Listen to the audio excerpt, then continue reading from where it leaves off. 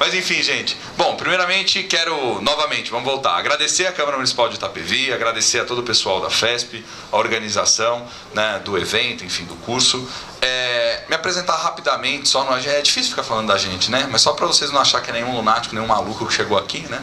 Então, meu nome é Bruno Silva, eu sou cientista político, mestre também em Ciências Sociais pela Unesp, graduação e mestrado pela Unesp Araraquara, em Ciências Sociais.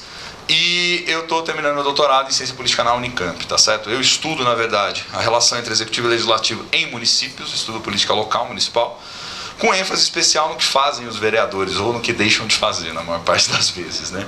Enfim, então a minha pegada, vamos dizer assim, é muito mais institucional. Daquilo que foi passado para mim, para poder falar um pouquinho hoje, nessa manhã com vocês, eu vou dar ênfase, na realidade, na discussão mais institucional. E aí a gente vai chegando depois, com o passar da aula, e com as questões, inclusive, que vocês podem ficar livres para levantarem, nos atuais problemas, inclusive, que a gente tem do ponto de vista da construção e da consolidação da nossa democracia no Brasil, tá ok?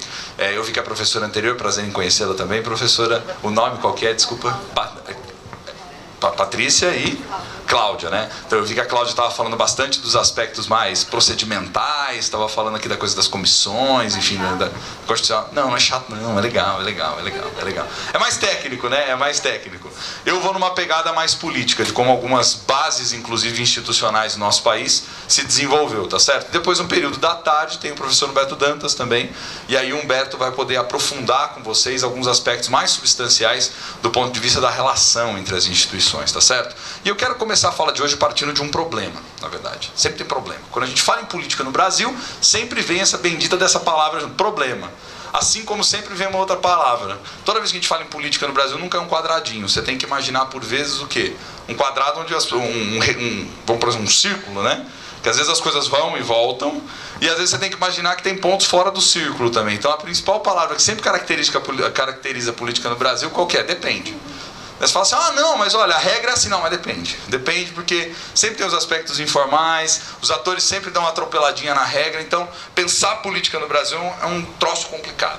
Mas eu queria que a gente partisse do seguinte problema, e esse é um problema de ordem da construção, inclusive, não só da democracia no nosso Brasil, mas de alguns descompassos que a gente consegue averiguar do ponto de vista histórico. E a questão é muito simples, que talvez poucos, até autores, eu arrisco dizer, se arriscaram a discutir ou a pensar esse debate de maneira mais substancial, que é o seguinte: vocês já pararam para pensar o que é uma democracia?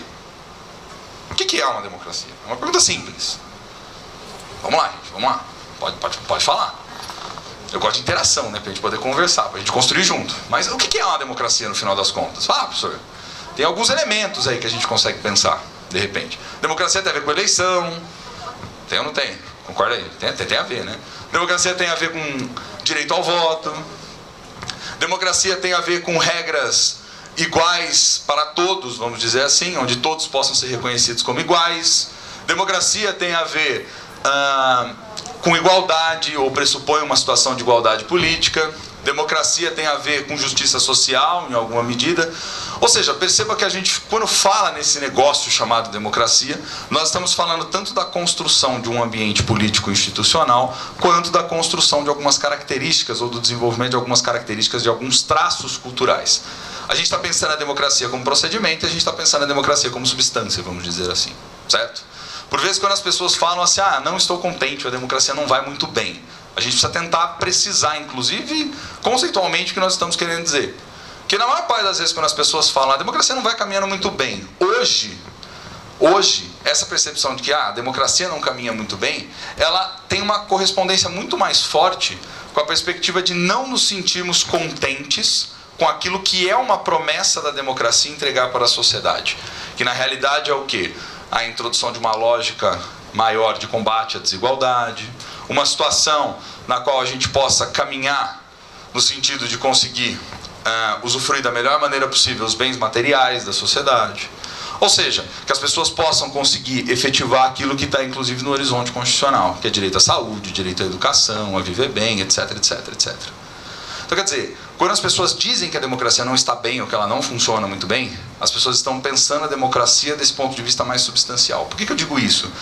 Porque a gente sabe que, do ponto de vista da sua construção mais institucional, principalmente a partir das eleições, nós temos um processo de consolidação que já está mais à frente, já avançou muito mais, vamos dizer assim, né? Basta lembrar que nós estamos vivendo o maior ciclo que a gente conhece da história da democracia no nosso país, o maior ciclo de estabilidade disso. Eleições que acontecem de tempos em tempos, né? Os atores que conseguem competir e respeitar uns aos outros, mais ou menos, mas enfim, né? Os atores políticos competindo, uma situação na qual você mantém legitimada a oposição. Alguns poderiam até levantar dúvidas aqui e falar, pô, professor, mas parece que as coisas estão meio fora do lugar aí, né? Se a gente olhar nesse contexto mais recente. E aí, às vezes, a impressão que dá é que até desse ponto de vista institucional, a coisa ruiu. Eu prefiro pensar de outra forma. Não acho que necessariamente as instituições que aí estão, elas ruíram. Nós estamos passando por um processo de transformação e mudança institucional desde 13 para cá. A gente ainda não sabe onde vai dar. Mas não significa que houve uma ruptura institucional e que as coisas acabaram. Muito pelo contrário, elas continuam acontecendo. Mas nós vamos entrar nessa polêmica daqui a pouco. A questão que eu queria trazer para vocês é a seguinte. Quando a gente fala tudo isso de democracia, perceba que a gente já está pensando lá na frente sobre consequências. Perceba que a gente já está falando lá na frente sobre consequências. Ou como funciona, ou o que é. Mas a gente não consegue responder uma pergunta básica, que é uma pergunta que vai afetar tanto do ponto de vista cultural, dessa democracia como substância, quanto do ponto de vista institucional, que é a seguinte: onde é que se origina a democracia no Brasil? Essa é a pergunta. Essa é a pergunta do milhão. E aí é difícil, porque a gente tem que assumir uma coisa que não é uma coisa muito simples, que é basicamente o seguinte: nós não temos uma tradição democrática nesse país. Nós não temos.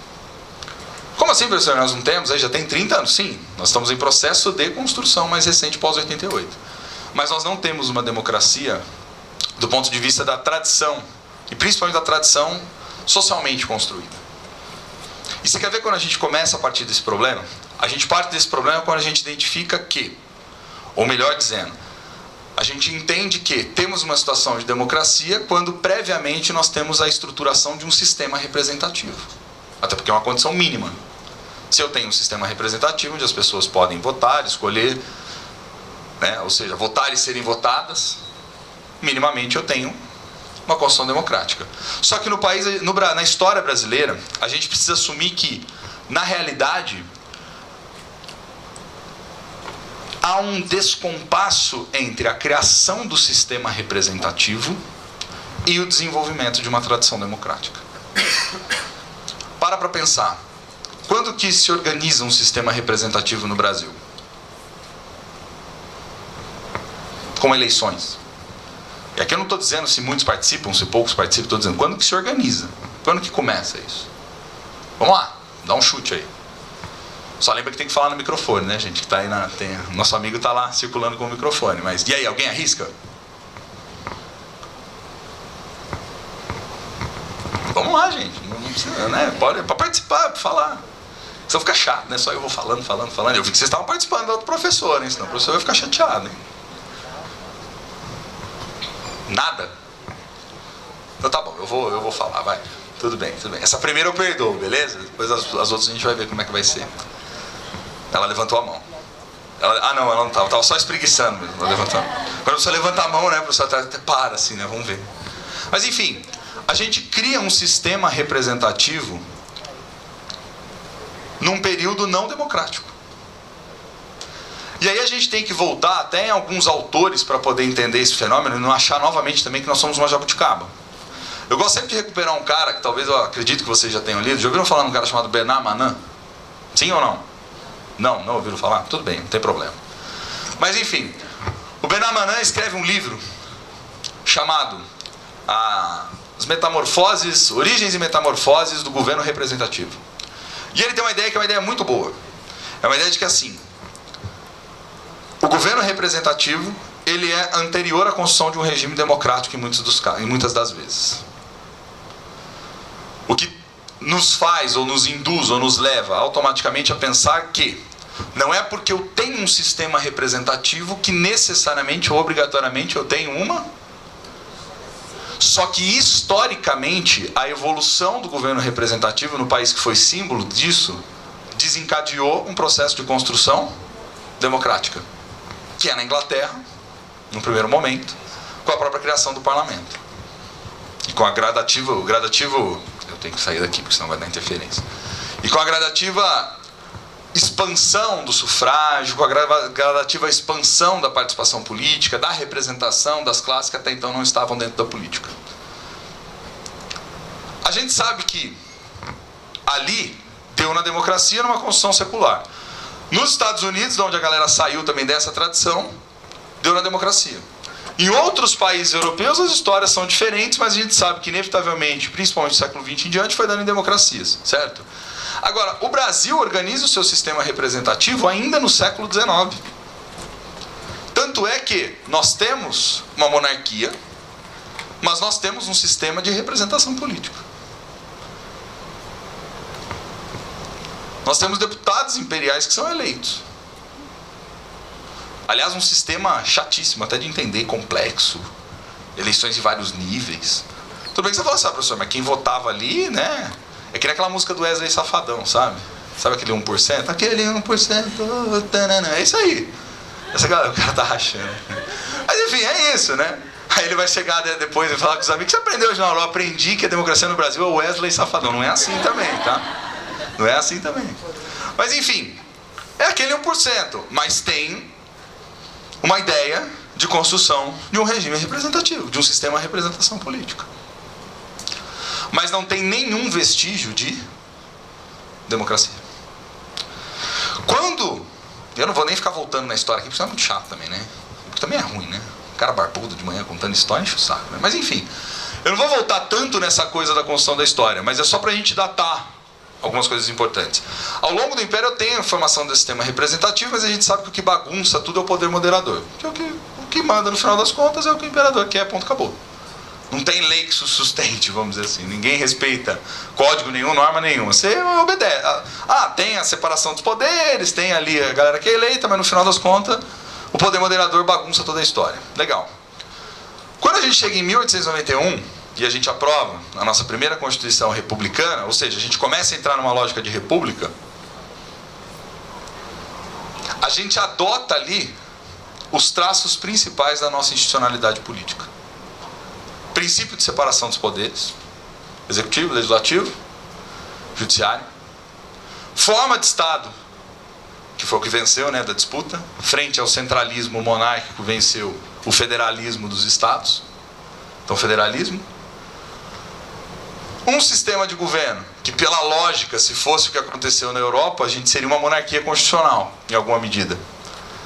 Mas como a república no Brasil veio pelas Forças Armadas, a gente acabou adotando, e as elites da época, né, as elites que estavam à frente do Estado também olhavam com muito bons olhos o que aconteceu nos Estados Unidos, a gente adotou o sistema de governo que foi inventado, que era o presidencialismo.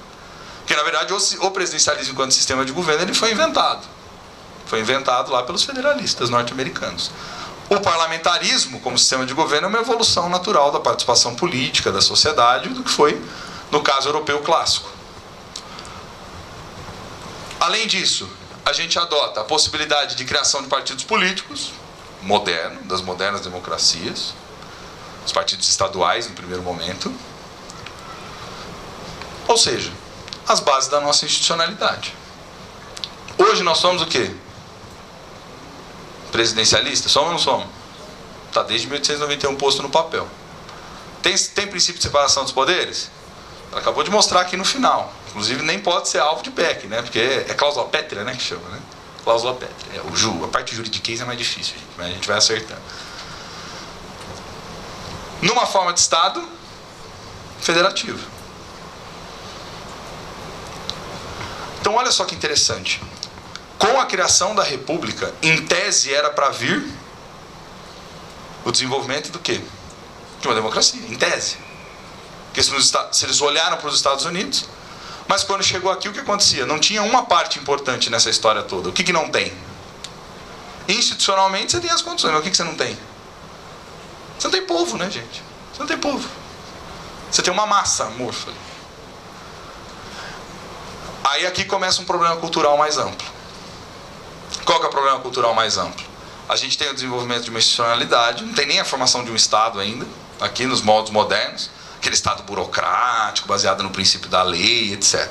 O que a gente vai ter? Aquilo que eu acredito que vocês viram até em encontros anteriores e que outros professores já falaram para vocês. Você começa a ter os ismos, né? Porque aí quando a gente não consegue explicar como funciona esse negócio, a gente começa com os ismos, que os autores brilhantemente tentaram traçar para a gente ali do pensamento político.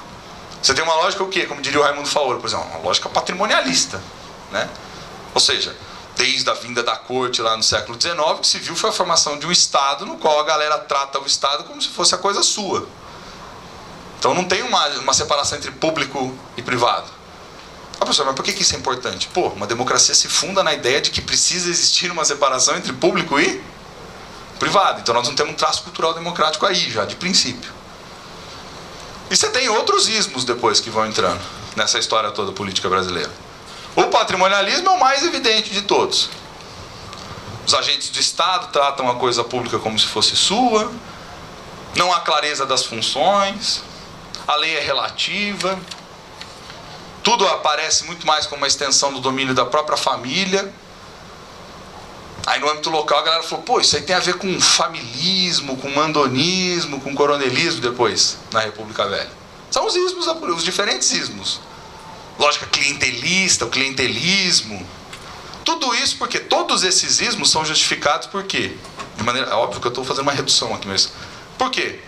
Porque não há a construção de uma democracia. Isso, aliás, vai alimentar todo o debate posterior sobre a construção institucional e política brasileira e que vai levar vários autores a considerar que jamais a gente conseguiria se tornar uma democracia também. Porque vai dar a sensação de que precisa se cumprir vários pré-requisitismos. Se tivéssemos aqui numa discussão teórica, era o mesmo que dizer o seguinte, os teóricos que vieram depois eram teóricos da modernização econômica. Então esses caras vão dizer o quê? Para um dia a gente ser uma democracia, primeiro a gente precisa ser uma sociedade o quê? Moderna, desenvolvida, né? De capitalismo desenvolvido, etc. Mas não, nós somos uma sociedade de capitalismo tardio, uma sociedade que não há nenhum elemento de impessoalidade, né? Uma sociedade tradicional, rural, arcaica. Essa é a lógica. Então, quer dizer, não dá para chegar na democracia dentro dessa condição. Para chegar na democracia a gente precisa ser minimamente o quê? Modernos. Essa é a lógica. Isso, aliás, contribuiu para que a gente também não fizesse essa pergunta, historicamente pensando. Onde está? Como é que constrói, então, a democracia num país como esse? Mas, enfim, esse descompasso entre o sistema representativo, por um lado, e a democracia que não foi, isso inevitavelmente deixou outras marcas para nós também no país. Que marca, professor? A gente, historicamente, no país, e desde o início da formação, tanto do nosso Estado, como da formação da nossa sociedade, posto que, inclusive, a nossa sociedade se formou, não de maneira associativa, livre, autônoma, independente, e etc. Mas a nossa sociedade se formou de que maneira? De cima para? A partir do quê? Do fortalecimento do quê, primeiro? Do Estado. Então, primeiro criamos um Estado para depois criar uma ideia de sociedade. Para depois, então, criar uma ideia de sociedade civil. Isso está na marca. Isso está na marca de todos os autores. Para onde você olhar? José Murilo de Carvalho, Construção da Cidadania do Brasil. É isso. O Estado que é anterior à formação da sociedade. O Raimundo Faoro que eu falei, o patrimonialismo. O que é isso? Esse segmento ali, esse bloco ali do patriarcado, etc., que permanece no poder historicamente. Você vai para outros caras do pensamento político brasileiro. Se tem essa dimensão no horizonte, vamos dizer assim. Esses vários pré-requisitismos que impedem a gente de se desenvolver democraticamente. Tanto é que, ao longo desse histórico que nós vamos ter, mesmo após a Constituição Republicana, do final do 19 para cá, nós vamos ter as eleições. Vai continuar rolando as eleições. A República Velha tinha eleições, não tinha? O Vitor Nunes Leal, por exemplo, vai escrever lá no livro dele, Coronelismo, Inchada e Voto. Uma das coisas que ele vai dizer vai ser basicamente o quê?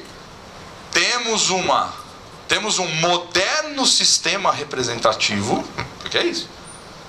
Só que numa base social extremamente arcaica, rural. Você tem institucionalmente a construção, mas socialmente não rola. Aí você sabe como é que funciona o sistema lá que ele vai descrever. Que é o sistema do início, né, da nossa república. Que vai até os anos 30, depois quando Vargas vai chegar ao poder. O que você tem ali na realidade? Você tem a manutenção de algumas oligarquias no poder que controlam sobre o voto de cabresto, o eleitorado rural localizado no Brasil, e sobre a influência desses chefes locais, né, que, conhecido como a figura dos coronéis, mas que eram pessoas que tinham prestígio social, vamos dizer assim. Você monta um verdadeiro sistema de trocas de benesses e de favores, que vão desde o município até a presidência da República. E como funciona esse sistema de favores? Como o desenho é federativo, as principais oligarquias estão concentradas nos estados. Que essa que é a lógica. Então a disputa mesmo das oligarquias não é pela presidência da República, a disputa delas mesmas é pelo governo dos estados. Só que como esses caras, para poder chegar no poder, depende do voto do eleitorado, que é uma pequena parte, mas é um eleitorado analfabeto em sua maior parte, que para poder viver depende de quem localmente lhe confere, não tem Estado, olha que loucura, não tem Estado. O Estado é quem? É o fazendeiro. O Estado é a pessoa mais próxima, que provê o bem, que deixa a pessoa pegar um negocinho ali no mercadinho. O Estado é esse cara, é essa pessoa. Qualquer semelhança com a realidade de hoje, de onde o Estado não chega nas periferias aí da violência, é mera coincidência. Mas essa é a lógica. Onde o Estado não chega, alguém chega. Então o que acaba acontecendo ali? Você tem, na verdade, um sistema que ele é completamente fraudulento. Imagina vocês que nessa época, as eleições aconteciam e tal, mas imagina vocês que as cédulas do processo eleitoral na República Velha, elas não eram nem feitas sequer por um órgão de justiça. Quem fazia as cédulas eram as próprias pessoas nos municípios. De quando que data, por exemplo, a criação da Justiça Eleitoral? Porque se a gente está pensando minimamente num processo de transparência, de controle das eleições, de quando data a Justiça Eleitoral? 1932. Data a construção da Justiça Eleitoral. Nós vamos começar a ter cédulas que vão ser fabricadas, né, com certo controle, com fiscalização, só nos anos 40, quando aí nós vamos chegar na primeira experiência democrática nossa lá. Que também ficou toda marcada na literatura pelos ismos, né? Populismo, clientelismo, corporativismo, todos os ismos. Então o que acaba acontecendo aqui? Você tem nesse período da República Velha uma fase de transição entre o que havia sido até então o nosso histórico, o nosso passado colonial imperial, e algo que vai bater as portas da modernidade, vamos dizer assim. A partir dos anos 30, por meio de uma revolução dentro das próprias oligarquias, eu não vou ficar voltando nesse aspecto histórico, enfim, mas é quando tem o conflito lá de sucessão entre Minas e São Paulo, República do Café com Leite, não vai quem eles queriam, as oligarquias dissidentes a partir da articulação do Rio Grande do Sul e outras oligarquias que perdiam no jogo político regionalista que a gente tinha no Brasil, esses caras acabam conseguindo fazer o quê? Chegar no poder. Chegam no poder. Tanto que quando Vargas chega no poder, qual que é a parte substancial do objetivo? É tentar quebrar no meio o poder das oligarquias. Para que justamente você não tenha vamos pensar assim, né, um golpe ali, né, para fazer cair. E como é que ele quebra isso? A partir da própria modernização do Estado, que até então não existia praticamente. Aí você começa a criar uma série de instrumentos. Por exemplo, o Estatuto do Concurso Público. Até então quem mandava era essa galera aí. Estabeleceu, ó, vai fulano. Na escolinha lá do bairro vai ciclano. No órgão de justiça vai o filho do Beltrano. Era assim. A partir de 37 você cria o Estatuto do Concurso Público. E uma lógica de impessoalidade e de profissionalização da administração pública como um princípio para a modernização do Estado brasileiro. Aí você começa a organizar as instituições de cima para baixo. Por quê? Embaixo o que você tinha? E é legal isso, eu gosto de voltar nesses temas, porque essa é uma visão que está presente até hoje. Embaixo o que você tem nos municípios? A completa desorganização, a completa corrupção, a completa ineficiência. E aí a gente tem que vir de cima para baixo. Pô, ele cria todas as estruturas depois o DASP como um elemento de modernização da administração pública. Depois, mais para frente, quando ele volta no poder, vai criar os DASPinhos, que são os órgãos de profissionalização das administrações públicas municipais. A figura do prefeito ela é institucionalizada, e o prefeito ele é nomeado de cima para baixo nas cidades para poder quebrar o poder das oligarquias, que muitas delas se estendiam pelas câmaras nas eleições dos vereadores, que até então é quem mandava de fato nos municípios. Você começa a verticalizar. Você começa a verticalizar isso. Você começa um processo de centralização. Esse processo de centralização política vai gerar, desde os anos 30 para cá, um processo de fortalecimento de qual órgão no Brasil? Da presidência. Processo de fortalecimento da presidência da República. Inclusive como um instrumento que foi muito eficiente para se manter unido, né, o território. Para manter o território brasileiro unido. O federalismo lá que havia, que era o grande interesse das elites de 30 anos atrás, foi quase que se perdendo no ar. A questão do federalismo vai voltar com força total mesmo só agora, nos anos 80 praticamente. Mas ao longo desse período ficou tudo esfumaçado, centralização. E aí a partir daí começa o processo de modernização do Estado. Dentro de uma lógica democrática? Não, dentro de uma lógica autoritária. Mas com líderes políticos com forte articulação, com forte capacidade de comunicação, de diálogo. Principalmente com o quê? Porque aí é um motivo mais de ordem econômica e social que está se transformando.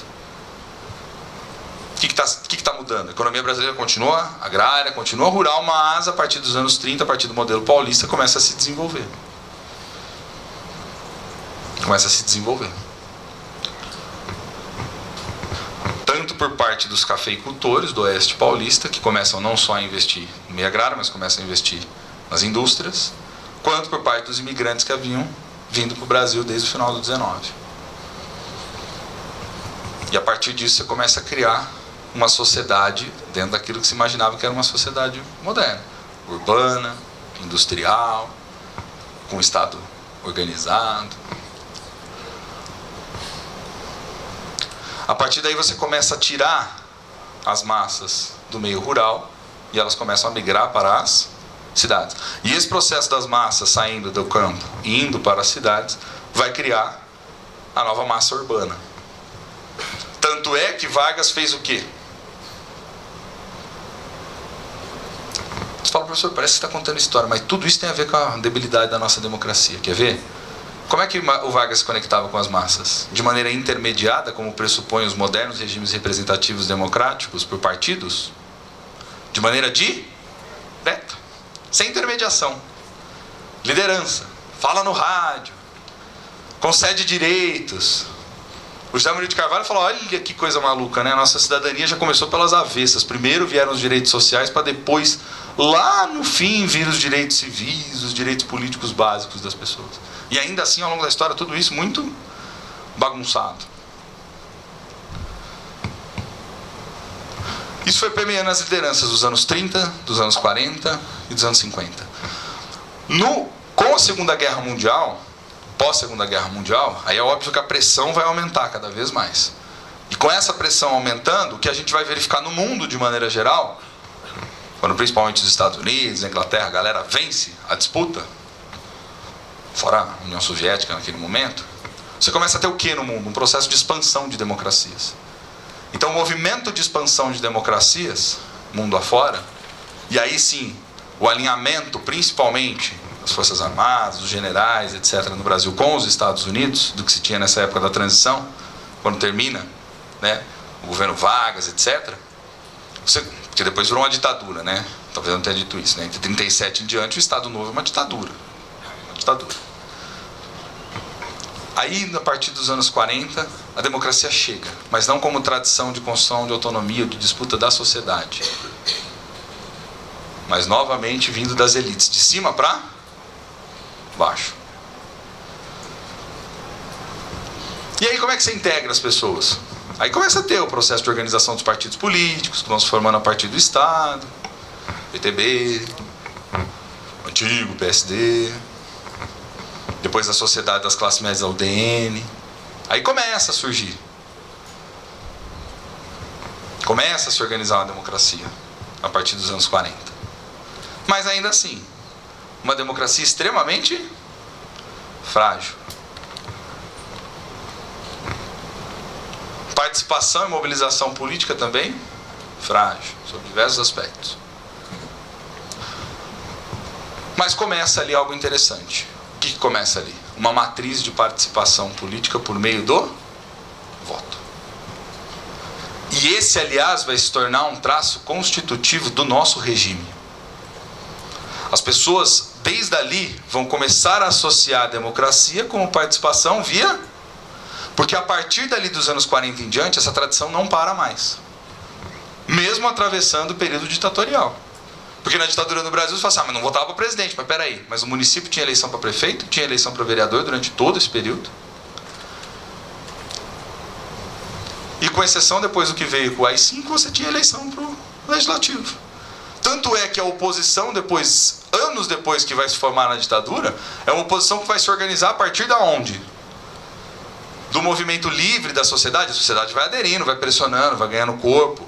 A partir dos anos 60, da década de 60 para a década de 70, a gente vai se tornar majoritariamente urbano, aí começa a transformar a estrutura da sociedade brasileira, mas muito motivado pelo quê? Pela oposição que foi ganhando espaço dentro do legislativo. Então, pela via eleitoral que veio a transformação. Mas isso demorou. Não veio do dia para a noite. Mas o ponto é, a manutenção dessa lógica de participação política, de voto, de mobilização e etc., foi a primeira sementinha de democracia que a gente começou a plantar nos anos 40. Só que ainda assim não responde a pergunta básica que eu comecei a aula falando. Existe uma origem da democracia no Brasil? Olhando para a sociedade, não. A democracia chega no Brasil quase como que um mal entendido e uma certa conveniência por parte das elites da época, para não perder no xadrez político internacional. Só que isso foi gerando efeitos positivos na sociedade, obviamente. Porque aí o que vai unificar as pessoas e aí começa a construir uma cultura em torno da democracia? É justamente o período ditatorial. Porque aí se cria a ideia de um inimigo. Quem são os inimigos? Os militares e a ditadura, é o regime autoritário. É contra ele que a gente tem que combater. É contra ele que a gente vai se organizar. Foi contra ele que deram as mãos lá Ulisses Guimarães, Fernando Henrique Cardoso, o Lula, todas as lideranças que vieram se formando dos anos 70 em diante. Então, quer dizer, a democracia no Brasil não surgiu como uma afirmação de um regime, mas surgiu contra alguma coisa. E surgiu principalmente pressionando pela via eleitoral.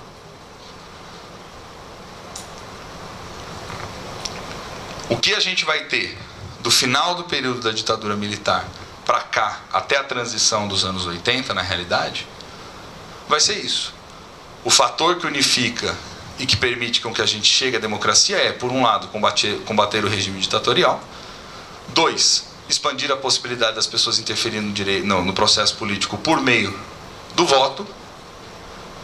E 3, aí sim, sob uma promessa de que a gente conseguiria ter, a partir dali, liberdade política, os direitos civis estabelecidos, construir uma cidadania, ou começar a construir uma cidadania nova.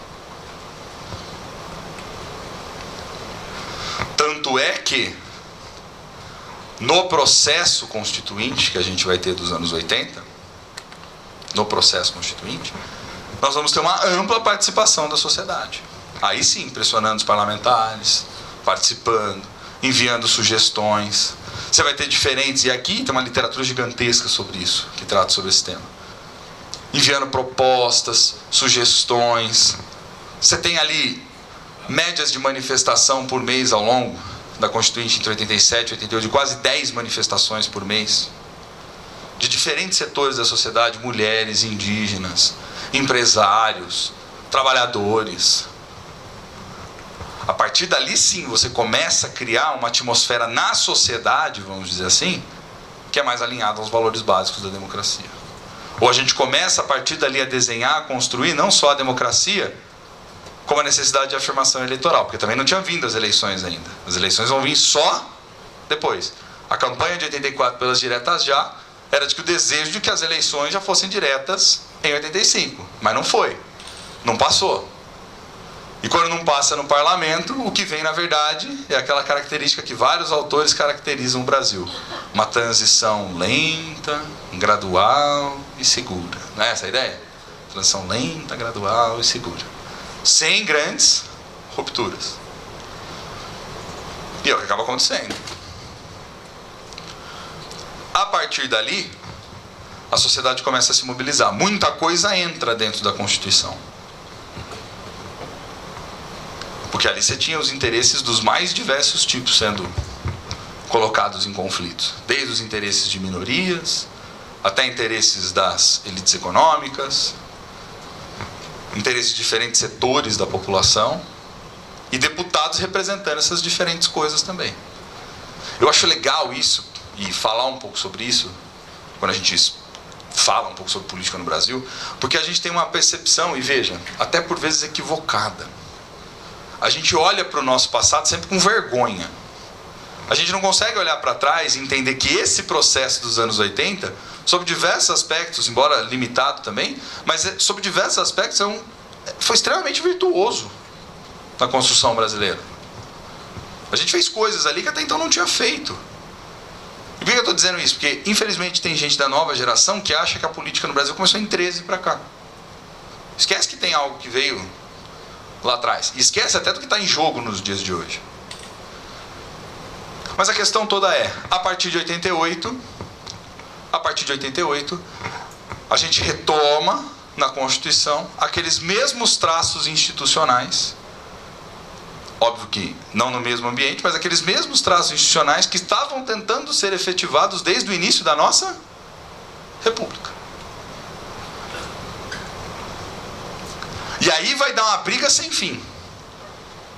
Porque a gente retoma o quê? Vamos continuar. Presidencialismo foi o que venceu naquele debate. Princípio de separação dos poderes.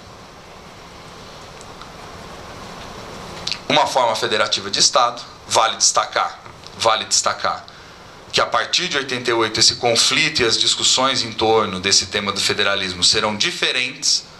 Por quê? Porque você tinha o movimento, que era o movimento de autonomia dos municípios, muito forte desde meados dos anos 80 e pressionando para que a nova Constituição absorvesse isso. E se eu não estiver enganado, pode até me corrigir aí, as professoras estão aqui, pode me corrigir, fica à vontade. Mas é a partir dali que a gente cria a ideia do município em igual situação à União e os estados. Porque o que você tinha antes não era isso. E até onde a gente consegue compreender, até onde eu sei aqui, não existe outras constituições mundo afora que ofertem para o município a mesma qualidade, a mesma responsabilidade de ente federado para o âmbito local. Isso é nosso. Tudo bem que se explica por diversos motivos. Um deles é que nós estamos num país de dimensão continental, então é razoável pressupor isso. Só que a partir daqui, por que eu estou sinalizando isso? A partir daqui, os conflitos federativos não vão mais ser os conflitos federativos da discussão da introdução do federalismo desde o fim da República, que é entre estados e nível federal. Os municípios ganharam uma condição especial. Então, a partir daqui, o conflito interfederativo passa a ser mais complexo. Porque a partir de 88, inclusive, nós estabelecemos na lei sistemas, né, ou vamos pensar assim, políticas públicas mais universais. Até então não existia. Por exemplo, a política de educação. Por exemplo, e principalmente a política de saúde por meio do SUS. Com esforço cooperativo entre os entes, determinação de responsabilidades políticas, administrativas específicas. Mas se do ponto de vista político e do ponto de vista das responsabilidades políticas isso ficou claro, o problema que se criou do federalismo, que é aquele que a gente discute até hoje, como um desses traços institucionais nossos, é justamente como que se divide o bolo. Que é o grande conflito que está posto até hoje. Que é o conflito do ponto de vista o quê? Da grana. Que aí cada um vai pedir uma coisa diferente, né? Os municípios vão reclamar que ganharam uma quantidade de atribuições muito grande em políticas que são extremamente caras e não tem dotação orçamentária própria para poder reverter isso, fica dependendo lá que o recurso caia de cima para baixo. Você tem que investir muito em educação, gasta muito com saúde, e aí não dá, porque você tem que obedecer aos mínimos constitucionais, E aí não sobra, porque todo mundo está com orçamento na garganta. Não é à toa que hora ou outra você abre aí no noticiário, na mídia, tem uma marcha dos prefeitos, encontro dos prefeitos em Brasília. A galera vai lá bater para pedir dinheiro, porque não tem como pagar. Fora isso, associa um outro fato aí que meados dos anos 90 para cá, um processo também de expansão e de criação gigantesca de município, né? É óbvio, a classe política também é malandra, né? Que cada município que você tem que automaticamente criar uma prefeitura e uma câmara de vereadores com no mínimo 9 vereadores. Então, quer dizer, você tem que gastar com uma estrutura do funcionalismo. Você tem autonomia, mas peraí, de onde vai? De onde você vai tirar essa dotação orçamentária? Você vai arrancar da onde o recurso, o dinheiro? Então, esse é o conflito, por exemplo, nesse traço institucional federalismo que está até os dias de hoje. Só que você teve outros dos traços institucionais que eu falei para vocês que em 88 foram estabelecidos, que vão gerar outros problemas também. Por exemplo, o presidencialismo.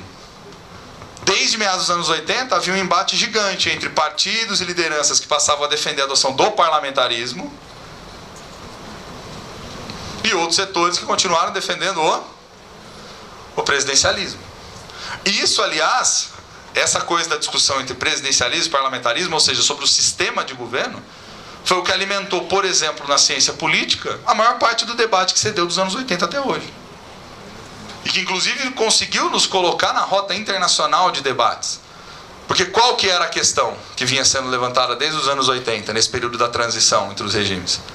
Pô, a gente vai adotar um sistema presidencialista num contexto multipartidário, em que você tem múltiplos partidos políticos disputando poder. Cara, você vai gerar um troço híbrido, você não vai governar nunca nesse país. Ué, era esse o problema lá atrás. E todo o embate vai se dar em torno disso. Tanto é que o Sérgio Abranches, da CBN, vocês já conhecem, né? Sabe aquele que comenta política na CBN, já ouviram? O Sérgio Abranches, que é o cara que vai cunhar o termo lá, bases do presidencialismo. Ou não, o presidencialismo de coalizão no Brasil, dilema institucional brasileiro. No limite, esses caras estão discutindo o seguinte, velho. A pergunta de toda essa galera dos anos 80, que vai escrever dos anos 70, dos anos 80 pra cá, vai ser o seguinte, ó. Ok, não temos a bendita da tradição democrática, mas nós chegamos numa democracia. Chegamos numa democracia muito em oposição ao que tinha antes. Porque o inimigo era esse. Mas agora que nós chegamos, como é que a gente faz para manter ela em pé? Era essa a briga. E era esse o dilema. Fica de pé ou não fica?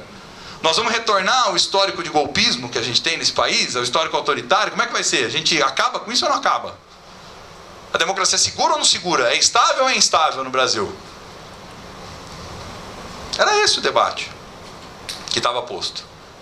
Tanto que a maior parte dos autores, de diferentes formas, seja pela via da cultura, seja pela via da discussão das instituições, seja pela discussão dos atores, vai tentar responder a esse dilema.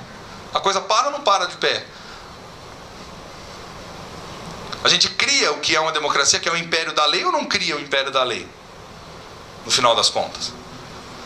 E veja, esse debate é um debate interessante, porque essas mesmas bases institucionais que foram adotadas em 88 foram observadas sempre do seu ponto de vista externo. Como assim do seu ponto de vista externo? Se olhava, bom, presidencialismo e parlamentarismo. Presidencialismo, e eles estavam olhando para a literatura, que era a literatura da época dos anos 70, falaram assim, ó, o que toda a literatura está dizendo é que sistemas presidencialistas são mais instáveis. Em um contexto multipartidário é praticamente impossível. Funciona bem nos Estados Unidos, só tem 2 partidos lá. A galera se divide, ok. E agora e aqui que você tem? Na época, né, você tinha 7, 8 ali, grandes partidos. Como é que você governa num troço desse? Como é que você faz o negócio avançar? Não avança. Esse era o debate lá atrás.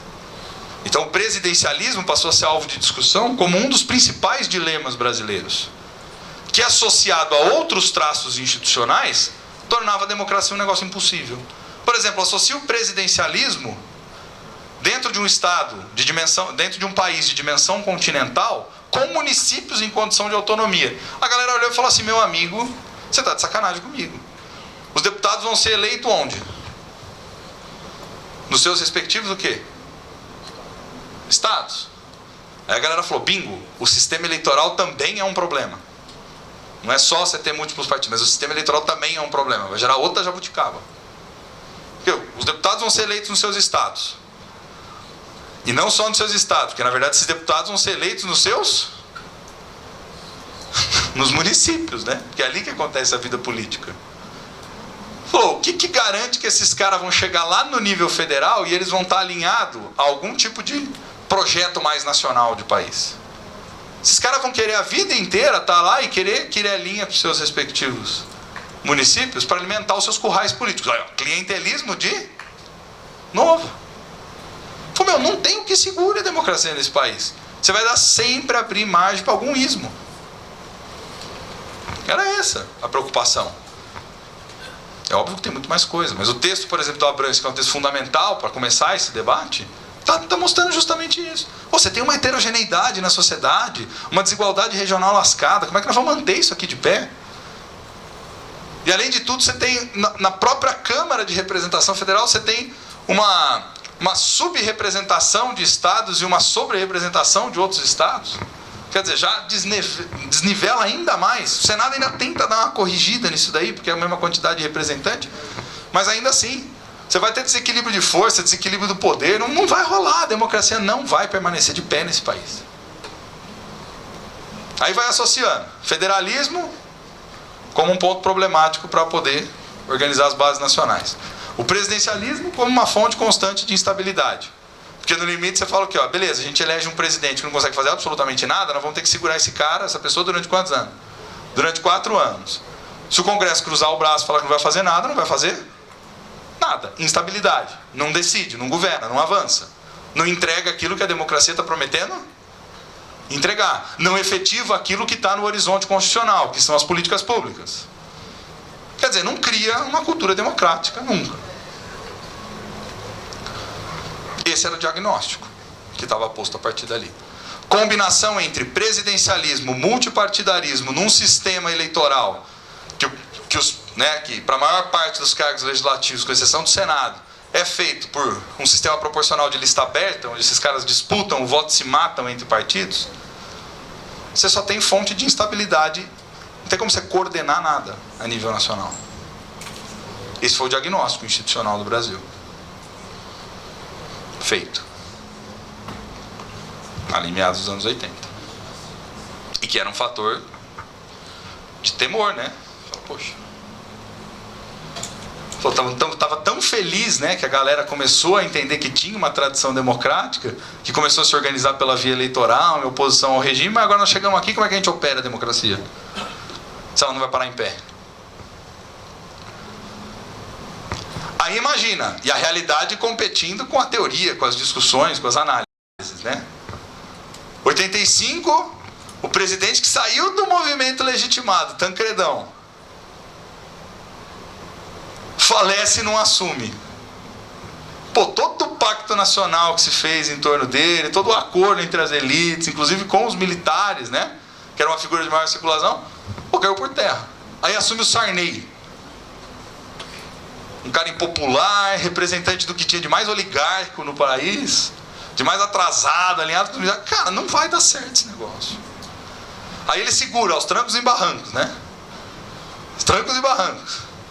Ainda para ajudar, aí você bota um outro ingrediente nesse negócio. Crise econômica profunda. Você fala, putz, meu, isso aqui vai dar errado, cara. Vai dar completamente errado. Só que a gente costuma brincar, e aí eu brinco com um amigo meu economista, o Rafael, falo assim, Rafa, vocês da economia olham para os anos 80 e dizem assim, né? Foi a década perdida. A gente da política olha para os anos 80 e fala, cara, foi a década de ouro do Brasil, da política. Foi onde boa parte das grandes lideranças se consolidaram, foi onde a gente conseguiu entregar a Constituinte, foi onde a gente conseguiu ter o retorno das eleições presidenciais no final dos 80. Para nós foi a década de ouro. Mas nem sempre a gente sabe que economia e política dá um casamento bom, né? Ainda mais a tradição da democracia com a tradição do capitalismo. Essa, então, quase que não conversa. Até porque capitalismo não precisa de democracia para crescer, né? Olha para a China, por exemplo, né? Mas a questão toda é... O diagnóstico foi, não vai dar certo. Tem até aqueles que ficam assim, vai dar o quê? Fala aí a frase que foi dita aí recentemente bastante. G-O-L-P-E, né? G-O-L-P-E. Vai dar? Golpe de novo, mais uma vez. Aí beleza, chega em 89. Eu nasci em 89, tá, gente? Então, né, não sou tão antigo assim. Então, quando eu nasci em 89, tem coisa que eu não lembro. Mas as histórias que depois a gente vai lendo, foi ouvindo, vai contando, que é interessante. 89, campanha. Tem partido político institucionalizado? Não. Tanto é que chega quem na disputa do segundo turno? Os dois extremos do sistema. Um monte de liderança que ao longo dos anos 80 vem encabeçando e que tentou ser o pai da democracia? Nada. Ulisses, então, que tinha sido, né, o pai da Constituinte, míseros, eu não lembro agora o percentual, mas foi o quê? Acho que não deu 5%, né? Se alguém lembrar aí, pode me avisar. Acho que não foi 5%, acho que foi 3,5% dos votos válidos. Covas nada, que era uma das lideranças também. Uma galera, Brizola nada, que eram os líderes, né, do processo democrático. Nada. O Lula também era. Mas o Lula chega, mas com um discurso completamente diferente, né? Se bem que pro Bolsonaro é o mesmo discurso ainda, né? De comunista e tal, aquela coisa, né? Mas enfim, mas chega com um discurso muito nessa vibe, nessa pegada, fim da União Soviética ali, né? Em 89. E o Collor, por outro lado, o cara bonitão lá, né? De Alagoas, tal, o caçador de Marajá, verde e amarelo. É esse o histórico ali, os extremos. Por quê? Porque você não tem sistema institucionalizado. Você não tem uma democracia institucionalizada ainda, do ponto de vista da competição política. Então, quer dizer, os atores são maiores do que os partidos. Os dois disputam a eleição. Vão para o segundo turno, a gente sabe o que acontece. Aí discute, né? A gente vai ter uma democracia que é essa mídia aí. Essa mídia, né? Globo golpista, né? Que foi lá no debate, editou lá, coisa e tal. Os processos, né, do Collor em cima daquele negócio. Olha aqui, tá, mentira. Aquela briga toda. Eu lembro que, óbvio que, para quem gosta de marketing político, era interessante isso daí. Mas a galera usava muito telefone naquela época, né? Mas eram poucas pessoas que tinham telefone. Mas na casa onde tinha, tem relatos da galera que ligava e falava assim, não vota no Lula, cara. O Lula é comunista. Ele vai comer as criancinhas, assim, vai, né? Ele vai entrar dentro da sua casa, meu. Ele vai dividir aí o terreno, o apartamento, tal, onde você mora, meu. Vai ocupar a reforma agrária, mano. Esses caras da MST, velho. Eles vão entrar de foice na mão e vão matar todo mundo. Esse era o marketing da época, né? Olha lá, vamos no microfone. É legal o teu relato? Não, é porque ele nasceu em 89, mas eu já tinha 14 anos em 89. E, na verdade, o medo era ele dividir a casa da gente. O povo falava assim, ele vai trazer eu não sei quantas famílias pra morar aí junto com vocês. Você tem um quarto só pra você? Nunca mais outra vez. Você fala assim, eu não vou votar jamais, né? Não posso dividir minha cama com esses malucos aí, né? Mas olha isso, gente. É assim que foi organizada a nossa democracia, cara. E aí o que acaba acontecendo? Você tem as eleições, vence o Collor. Aquela coisa, né? Pô, elegemos o primeiro presidente, mas elegemos isso aí.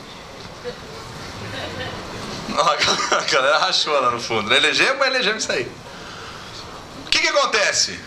Agora vamos para a explicação institucional. A galera que nos anos 80 vinha falando que não ia dar certo, olhou para isso e falou, quando chegou em 92, falei que não ia dar certo? Deu nem impeachment, falei que não ia dar certo, não falei? Ele era o caçador de Marajás e tal.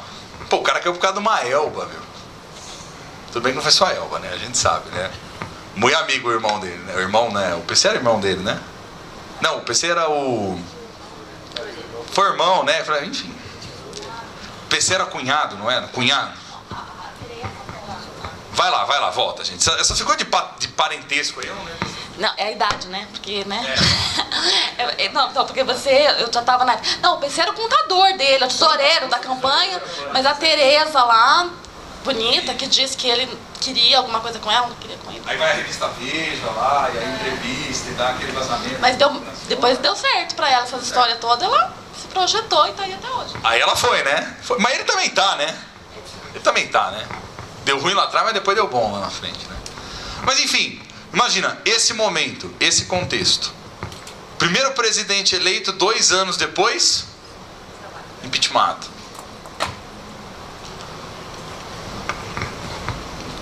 Todo mundo olhando, né? Todo mundo tava olhando o que as Forças Armadas vai fazer, né, velho?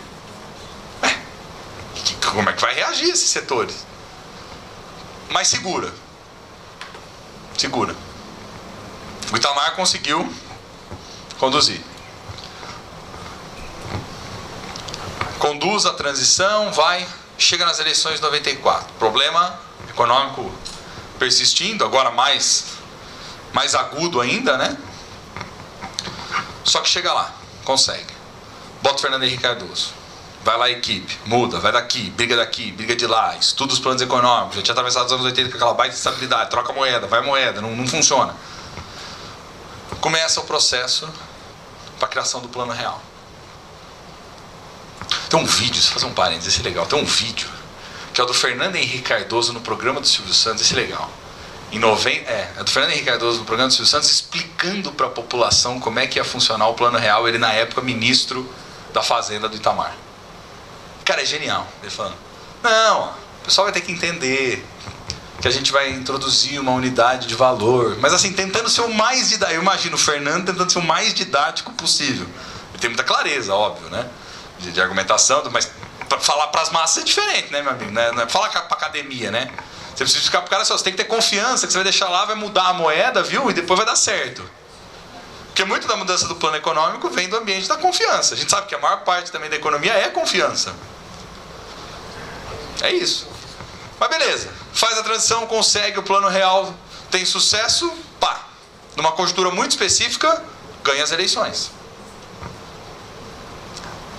Lula em segundo, PSDB ganha. A partir dali, é que eu não vou ficar voltando em cada um dos governos, mas aí já vou dar um salto para frente. A partir dali, de 94 até 2014, nós vamos ter um ciclo do quê? Alguns autores dão até esse nome, não sei se é o melhor. A gente começa a vai começar a vertebrar, a estruturar o nosso sistema político. A partir da organização o quê? Da disputa presidencial. A gente começa a fazer o quê? Começa a criar um ciclo democrático no qual os governos começam a disputar as eleições e vão ter, obviamente, seus parceiros, suas alianças partidárias, seja em torno mais daqui com o PSDB ou mais daqui com o PT, no sentido de uma estabilização da competição. A competição começa a estar estabilizada. Você não tem mais esses outsiders malucos que entram no sistema e vencem as eleições. Começa a ter que construir coisas mais programáticas. Os partidos começam a se fortalecer. Você começa a criar um outro ciclo na democracia brasileira. E a participação eleitoral vai atingindo seus níveis médios de participação ali na casa dos 80% do eleitorado que se mobiliza para ir.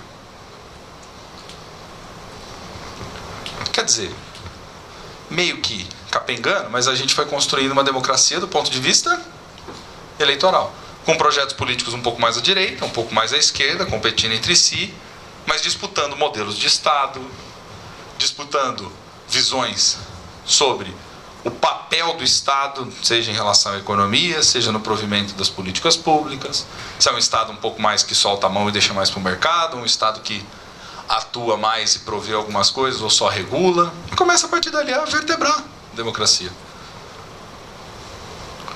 Você tem, obviamente, embates políticos duríssimos, mas a partir da correção do problema da estabilização econômica, você começa a lançar as bases para você poder depois, futuramente, tentar entregar o que é a promessa da democracia. Que no final das contas, o que é? A garantia ou uma melhor possibilidade de acesso a bens e recursos públicos por parte das pessoas. Pela via eleitoral, ou legitimado pela via eleitoral, você começa a escolher eleger governos que têm habilidade e capacidade de estar atento às demandas das populações, dentro do Estado, por meio do processo das decisões políticas, formar maiorias estáveis e a devolver isso na forma de políticas públicas. A galera começa a olhar e fala assim, o diagnóstico dos anos 80 é que não dava para entregar nada, não ia parar de pé a democracia. Mas já dos anos 90 para o início dos anos 2000, fala assim, dá para entregar alguma coisa. Estão entregando. Então o que está errado? Será que o nosso diagnóstico foi equivocado? Aí a galera começa a olhar mais para dentro sobre como funcionam as decisões políticas. Parou de derivar a situação do presidencialismo, do multipartidarismo, da observação da arena eleitoral, mas a gente começou a olhar para dentro do processo decisório. Como é que funciona aí? Então, qual é a magiquinha que explica aí com que as políticas avançam e tal? Você vai ter uma série de autores, a galera mais institucional, dos institucionalistas, principalmente Fernando Limonge, junto com a Angelina Figueiredo, professores aqui da USP, da Escola Uspiana. A galera já fez assim ali. Os caras começam a olhar para o que é o funcionamento do Congresso, vai vendo e fala assim, ó, tem alguma coisa que explica aqui a possibilidade de formação de maiorias relativamente estáveis. Mesmo e a despeito do sistema eleitoral fragmentar o acesso ao poder ao legislativo, a despeito disso, você consegue produzir decisões. Então o que explica essa produção das decisões? E aí eles começam a observar como é que se forma essa maioria. Eles conseguem entender que, quando a gente olha para a maneira como decisões políticas são processadas dentro das instituições, a gente não observa toda essa fragmentação, toda essa impossibilidade de formação de maiorias em bases nacionais. Porque você tem dentro do processo decisório efeitos neutralizadores desses fatores externos. Como, por exemplo, o que eles vão chamar das bases institucionais do presidencialismo brasileiro. E assim, ó, ao contrário do que a gente olhou para o presidente, consequentemente para o legislativo, para o Congresso, de um ponto de vista externo. O presidente é eleito pelo voto popular, portanto, eleito por uma lógica X. O legislativo é eleito por uma outra regra eleitoral, portanto, por uma lógica Y. Esses caras só vão atender essa lógica Y, esse cara só vai atender essa lógica X. E essa é uma situação que vai sempre envolver constante conflito. Aí eles vão dizer o seguinte, mas há certos poderes que foram reservados para esses líderes, tanto para o executivo quanto para o legislativo, capaz de conter os apetites aí, os incentivos que vêm, por exemplo, da arena eleitoral, e conseguir construir o que eles vão chamar de uma coalizão a nível nacional. Por exemplo, eles vão dizer o que está diferente em 88, ou o que foi diferente na Constituição de 88 comparado à Constituição de 46 ou comparado ao arranjo republicano lá de trás. O nosso presidente não é tão mais fraco. O nosso presidente é um presidente constitucionalmente forte. Ele inicia o processo legislativo. Aliás, quem mais inicia o processo legislativo no Brasil? Quem legisla mais do ponto de vista de começar, né, o processo? Quem que é? É o legislativo? Você pergunta, né, pra galera, o que faz os poderes? O executivo executa, legislativo legisla. Não é assim que a galera fala? Judiciário julga. Aí você vai lá e você vê que não. O executivo, ele legisla muito, e legisla muito em matéria orçamentária. O legislativo legisla, mas ele legisla mais em matéria social, quando faz. Isso tem pesquisas mostrando. Então quer dizer, nós criamos um sistema que o executivo não é tão fraco assim. O executivo ele é relativamente forte. Quer dizer, ele não vai ficar sozinho. Ele pode tentar criar meios para poder chamar os outros para vir brincar com ele. Então ele vai dizer, ó, mas não é só isso. A gente manteve um negócio que vinha do antigo... Acho que era isso o nome. Posso estar até errando, gente. Me corrija aí, professores, por favor. Que vinha do antigo decreto-lei. Que é o Instituto da Medida Provisória. Força legislativa. Isso aí foi trazido da Constituição Militar para cá. Que são as MPs. As medidas provisórias. Então, numa canetada... Ó, não dá, mas eu tenho que resolver um problema imediato. Numa canetada você resolve. Não tão imediato, mas você resolve. É que depois vai vir uma regulação nos anos 2000, porque aí começa um outro desenho do próprio legislativo entendendo assim, pô, nós estamos muito fragilizados, nós precisamos fortalecer, vamos criar umas regras para moralizar esse negócio. Porque quando, por exemplo, o legislativo vota lá em 2000 e alguma coisa, se não me falha a memória, os prazos mais rígidos para apreciação das MPs, que hoje são 6 meses, né? 120 dias, né? 120 dias, 120 dias. Então, quer dizer, tem a capacidade de iniciar o orçamento. Então já determina ali a prioridade de alocação dos recursos e das políticas. Com um arsenal técnico danado dos ministérios por trás subsidiando isso. Tem o uso da MP. Tem o poder de veto, cara. Se ele não achar que não é razoável, ele caneta. tem ainda um negócio que é estratégico, chamado poder de agenda. O que é o poder de agenda? Determinar quando vai ser discutido o projeto. Boto lá, regime de urgência, urgentíssima. Pô, tem que tramitar voando esse negócio, cara. Prioridade altíssima. Poder conferido pela Constituição e regulamentado pelo regimento interno da Casa Legislativa. Só que olha que interessante, eles vão dizer assim, mas se fosse só isso, a gente teria aquilo que alguns autores, como por exemplo o Antônio Otávio Sintra, se não me engano, chamou de presidencialismo imperial, que é o presidente forte. Se bem que há algumas teses concorrentes sobre isso, se eu não tiver com a memória tão ruim assim. Vai chegar no final de semana, a cabeça já vai fritando um pouco. Mas, por exemplo, o José Vanderlei Guilherme dos Santos, né? É isso, né? José Vanderlei Guilherme dos Santos. Acho que é isso. Quando vai escrever uma tese sobre os anos 40, ele tem uma tese que é muito diferente do que a maioria. Do porquê ou das razões que chegou no golpe. Ele vai dizer o seguinte: nós chegamos no golpe por uma situação de paralisia decisória. Porque você tinha uma situação em que os partidos políticos dos anos 40 para cá são partidos que tiveram um equilíbrio muito forte na formação das suas bancadas, na ocupação do parlamento, e você tinha um presidente que constitucionalmente ele era mais fraco. Essa situação gerou uma situação de entrucamento. O presidente não decidia mais nada, paralisou. Quando paralisou, também ajudou, institucionalmente falando, abriu margem para o golpe, para a retomada da agenda. É uma tese diferente, mas é uma tese interessante para pensar. Mas veja só, essa galera começou a dizer o seguinte, essa galera dos anos 90 para cá, final dos anos 90, né, para cá. Falou, bom, então você tem um presidente que tem todo esse poder, mas todo esse poder não foi dado só para o presidente. O poder, por exemplo, de agenda foi conferido a quem também? Ao poder legislar? Na figura de quem? Dos líderes partidários. Os líderes partidários também têm poder de agenda. E esse é um recurso importante. Porque, na verdade, a maior parte das decisões dentro do legislativo, porque a gente não estava olhando para dentro dele, por isso que a gente não entendeu algumas coisas. Isso eles falando nos anos 2000, tá, gente? Depois nós vamos ver que a literatura vai caminhar para outro lugar. Mas eles vão dizer o quê? Eles vão falar assim, ó, esses caras, eles não só têm a capacidade, como eles têm, aliás, esse poder de agenda, e eles decidem as coisas previamente antes de chegar na mão dos deputados, pelo colégio de líderes, pelo colégio das lideranças, esses caras controlam um baita de um recurso do processo legislativo fundamental. Esses caras, na realidade, por meio desse poder e dessa capacidade, porque se você for representando uma bancada grande, você tem mais poder, mais influência.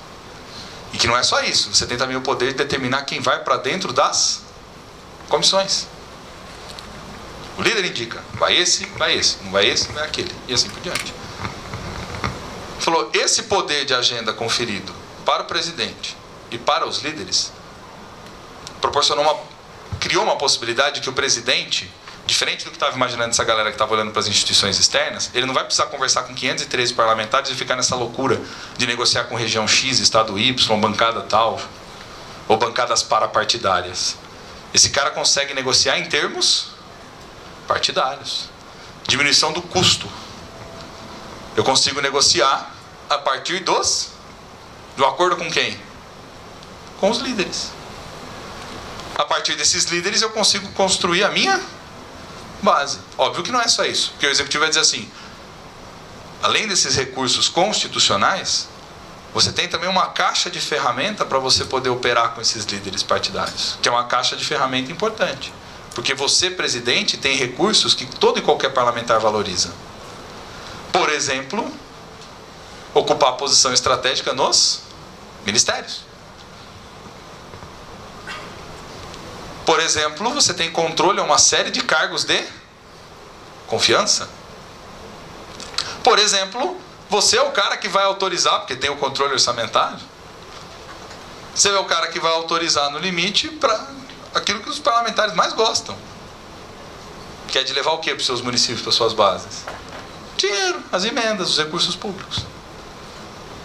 Falou, você tem capacidade de coordenar o processo legislativo. E criar uma situação com o apoio dos líderes, desde que você opte por trazer, não precisa trazer todos, mas desde que você opte por trazer para o seu lado aqueles que lhe confiram uma maioria legislativa, você consegue criar o quê? Uma condição de maioria que permite que você governe no limite. Não é simples, não é automático, vai exigir de você capacidade de coordenação, mas você tem os instrumentos, os meios, tanto constitucionais, quanto os meios políticos de conseguir criar essa maioria legislativa. E, portanto, gerar uma situação de maior estabilidade, ou maior previsibilidade do processo. Os caras vão dizer assim, ó, institucionalmente, se você tiver os atores que sabem operar o sistema, a democracia não cai. Falou, e mais? E mais? Essa coisa de ter que governar aí nos modos de coalizão não é uma jabuticaba nossa. Isso aí não é um traço social nosso. Mas isso aí é uma condição do sistema. O sistema vai exigir que você tenha que criar maiorias para você poder aprovar a sua agenda. Porque senão aquilo que você prometeu na eleição, você não entrega. Se você souber coordenar, se você souber jogar o jogo, você cria a maioria, consegue avançar com as suas políticas públicas. Só que você tem que ter clareza do seguinte, dentro desse jogo. Aí isso veio depois com o passar do tempo, né? Foi criando. Isso não é dia para a noite, né? A literatura vai discutindo, a galera vai pesquisando, vai avançando, vai vendo como é que funciona. Vai dizer o seguinte, fala, olha, mas você vai ter que entender que o presidencialismo não é seu. Você é uma peça fundamental na coordenação política. Mas o presidencialismo, ele é da coalizão. Não, ele não é teu. Pode falar. Ah. Tá. Não, dá pra terminar. Dá pra terminar, porque eu vou chegar. Boa. Eu vou chegar. Então, quer dizer, eles montaram essa situação, organizaram a partir dos argumentos, acharam os argumentos, para institucionalmente dizer o seguinte, a democracia ela consegue parar de pé. No limite, há condições para se estabelecer uma lógica de governabilidade e, portanto, entregar aquilo, novamente, que é a promessa da democracia. E aí eles vão olhar, estão olhando ali ao longo dos anos 2000 e falam, pô, tá dando certo. Aos trancos e barrancos, mas tá dando certo. Ora com maiorias mais folgadas, ora com maiorias mais apertadas. Tem votação que não dá mesmo pra você negociar, porque aí vai direto ao encontro lá de um interesse ou de um ponto que é inegociável. Eu, presidente, tenho o meu ponto ideal, o Congresso, a minha coalizão tem um outro ponto ideal, os partidos dentro dela têm um ponto ideal. Mas enfim, se eu souber operar esse negócio, levando em consideração que política não é fazer o que eu quero ou o que está na cabeça do presidente, mas é fazer aquilo que dá para fazer em negociação com o legislativo, dá para a gente avançar. Democraticamente a gente se consolida. E aí essa ideia de consolidação foi ganhando a partir daí cada vez mais o quê? ênfase. Pô, temos uma democracia que está se fortalecendo, está se estruturando, está se vertebrando, está se consolidando. E olha para esse período. Teve efetivação e teve expansão de diversas políticas públicas em diversas áreas que você consegue enxergar. Até, de maneira mais incisiva, né? Até 2005. 2005 é um primeiro abalo. Qual que é esse primeiro abalo de 2005? O mensalão. Porque a galera começa a falar assim, ó, beleza, mas parece que além desses recursos legais aí, tem outras coisas em jogo também, né? Que parece que explica essa lógica de governabilidade. Que aí são incentivos, vamos dizer assim, que não estão previstos dentro do jogo, né? O mensalão foi basicamente isso. Todo um processo lá que condenou uma série de lideranças sob a suspeita de compra de apoio parlamentar. Então falou assim, ó, ixi, parece... Ali já começou um pontão de interrogação. Pô, ixi, parece que esses esquemas ilícitos aí ajudam a financiar não só a política, mas os caras cobram lá na frente esse apoio aí também. E eles pagam os caras para poder chegar onde eles querem. 2005 bateu forte, derrubou uma parte do partido então no poder, que era o PT, mas abalou, mas não derrubou. Porque economicamente a gente estava crescendo, as políticas públicas continuavam avançando, do ponto de vista daquele horizonte de construção da democracia mais como substância, foi se expandindo as possibilidades de participação política, se conecta com a sociedade, os conselhos agora começam a ser ocupados por pessoas da sociedade civil, a sociedade civil organizada tem canais de interlocução com o Estado, participa, pressiona, discute junto, constrói. Tava um caráter que estava avançando. E economicamente a gente estava voando. Crescendo a taxas altíssimas, taxas que a gente não verificava há décadas atrás. As coisas pareciam estar caminhando bem. Corrupção você tem no sistema político, até um certo nível ela é tolerável. Se ela não atrapalha a nossa vida, dá para caminhar. Só que 2005 bateu de um jeito. Dali para lá conseguiu fazer a reeleição, aquela disputa, os partidos ainda continuaram vertebrando, só que aí de 12 para 13 bateu, mas aí já bateu em um outro contexto. Num contexto de crise econômica. Aí, quando a galera saiu em 2013 nas ruas, parte substancial da classe política não entendeu nada do que estava acontecendo. Aí começou, putz, é um movimento espontâneo, não é? As massas disformes agora se organizaram, criaram uma consciência política tamanha que agora eles podem pressionar o Estado, vai ter um movimento diferente, o povo do Dragão de ser tonto. Viu que dentro da democracia não precisa só se aguardar 4 anos para ir lá de novo na urna e ter que votar e legitimar ou retirar os caras do poder. Você pode, ao longo do processo, influenciar e interferir. Se criaram várias teses, várias explicações, desde os mais otimistas até aqueles que estavam falando, calma que a gente não sabe ainda onde vai dar tudo isso. Que aí ficou marcado lá das jornadas de junho de 2013. O ponto é, parte substancial da classe política não entendeu o que estava acontecendo. No limite, quando você olhava para aquelas pessoas, elas não estavam dizendo assim, nós queremos menos Estado. Elas estavam dizendo justamente o contrário, nós queremos mais Estado, queremos mais serviço, queremos mais políticas públicas, queremos mais garantia de bem-estar. Mas a queremos de forma menos corrupta. Enfim. Começou a bater, só que falou assim, só que quem que está sendo a caixa de ressonância? Em tese seria o Congresso, para estar atento. Só que qual que foi o primeiro grito que saiu da rua? Sem partido. Não era esse? Não me representa. A gente começou a entender o seguinte, do ponto de vista da construção institucional e da lógica da governabilidade, a gente tinha avançado muito. Mas ninguém pensou em determinado momento em perguntar para as pessoas se elas estavam se sentindo representadas em relação àquilo que estava avançando. Nem sempre governabilidade vai caminhar exatamente junto com representatividade. Porque num cenário em que a sociedade está mudando, as demandas estão pululando, porque também ninguém percebeu o seguinte, toda a transformação que veio dos anos 80 para cá, foi no sentido de você cada vez mais fragmentar os grupos e as demandas, e não de unificar. Os partidos dentro de uma lógica democrática, e aí não foi só aqui, foi no mundo, que tinham essa capacidade desde o século XX em conseguir organizar todo o rolo e botar aqui e falar assim, ó, é isso, tá, gente? Não dá para ficar gritando 200 milhões de pautas diferentes o tempo todo. A gente tem que ter alguma coisa que nos unifica. Os partidos perderam essa capacidade. Por mais que dentro de, em termos democráticos, se defina partido como aquele que detém o monopólio da representação política, eles começaram a entender que eles perderam o monopólio da representação política. E perderam principalmente, eu estou até sem ele aqui, mas por quê? Para as redes. Para outros líderes.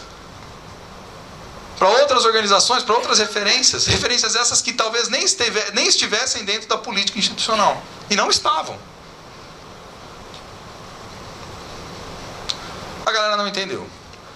Só que a partir dali, você começou a ter uma série de movimentos junto, de fatores que se encontram. E aí eu juro que eu fecho. Você tem, por um lado, a sociedade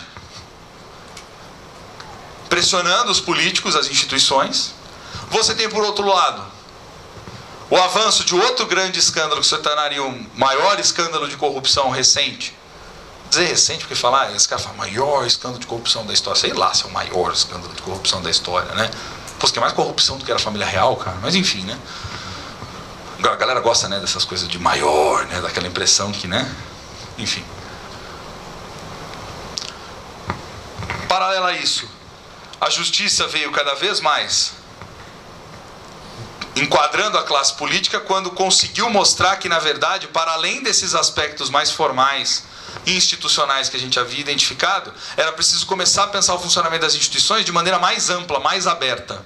E não só fechado na relação entre os poderes, ou não só fechado naquelas variáveis que a gente havia imaginado 2 décadas atrás, que passava pelo presidencialismo, pelo multipartidarismo, né, pelo federalismo, etc. Falou assim, ó, ninguém, por exemplo, considerou a maneira como são financiadas campanhas políticas nesse país. E como os atores políticos influenciam. A gente não discutiu de maneira séria, dentro de uma democracia que vinha em processo de estruturação e de maturação, que em determinado momento, os grupos iam, principalmente os grupos mais profissionais, iriam se estruturar na forma de lobby, e esse lobby ia achar um jeito de conseguir influenciar no processo. Aí a gente abriu a cortininha do financiamento do financiamento das campanhas. E quando a gente abriu a cortininha do financiamento de campanhas, a gente falou, xiii, tem muita coisa aí. Aí começou a descobrir que no fundo, dentro de uma lógica democrática, a relação entre público e privado continuava quase que exatamente a mesma. Administrando o público como se fosse seu.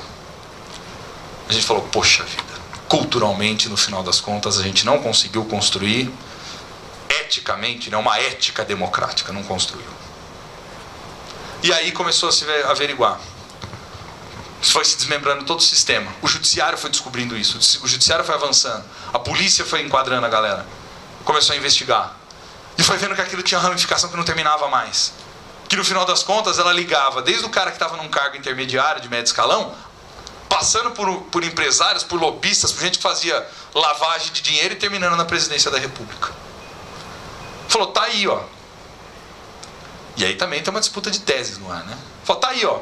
O que explicou todo esse negócio aí que vocês falaram bonitinho da governabilidade, no final das contas, foi o quê? Foi um grande conluio entre os grupos do poder e setores do empresariado que racharam de ganhar dinheiro. Vocês acharam que estava ganhando um monte com a democracia? No final das contas, vocês estavam sendo enganados, seus trouxa. Quem estava ganhando era nós. Essa foi a mensagem.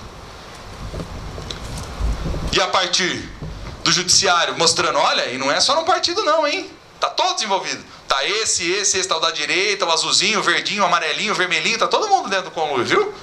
Vocês pensam que não, mas tá todo mundo. A gente quer o vermelhinho, mas tá todo mundo. E começou a mostrar. E esses caras foram ganhando protagonismo, foram ganhando apoio. Falou, caramba, a primeira vez que uma pauta não material começa a ganhar a atenção das pessoas. Corrupção importa. Porque no final das contas, vocês estão começando a entender que um país corrupto não consegue entregar serviço, bem-estar, etc. Chegamos na crise econômica por causa disso. Chegamos na situação de ineficiência no serviço público por causa disso. No país do jeitinho.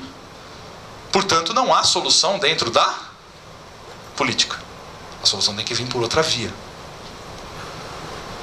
Muitos venderam a ideia do quê? A solução viria pela via da justiça. Vamos passar o Brasil a limpo.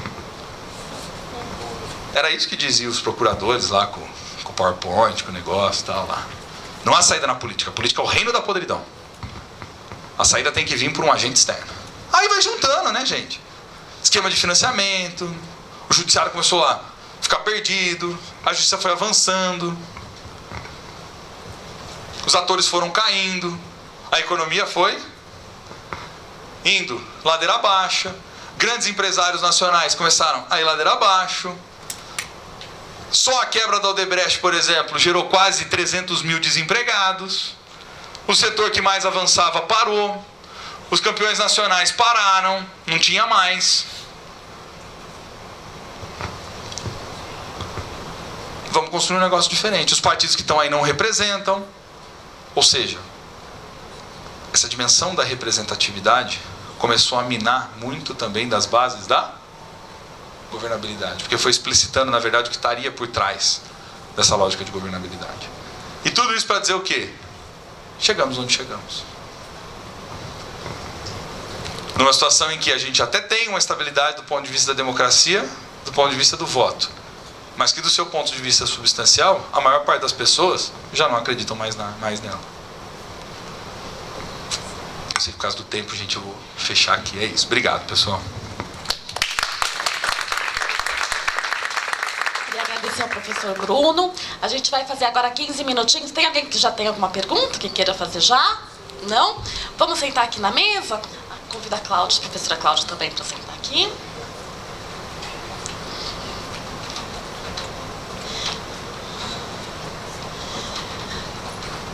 Eu queria começar com uma provocação. Porque assim, a gente ouve sempre dizer... eu trabalho na Assembleia Legislativa de São Paulo.